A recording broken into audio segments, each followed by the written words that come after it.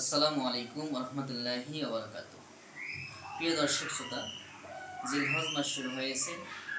জিলহজ মাসের একটি গুরুত্বপূর্ণ আমল হলো জিলহজ মাসের প্রথম 9 দিন রোজা রাখা। হাদিস শরীফে আসছে, রাসূল পাক সাল্লাল্লাহু আলাইহি ওয়াসাল্লাম ইরশাদ করেছেন, তিনি এই দিনগুলোর রোজার ব্যাপারে গুরুত্ব দিয়েছেন এবং রাসূল পাক সাল্লাল্লাহু আলাইহি ওয়াসাল্লাম অভ্যাস ছিল তিনি জিলহজ মাসের প্রথম 9 দিন রোজা রাখতেন।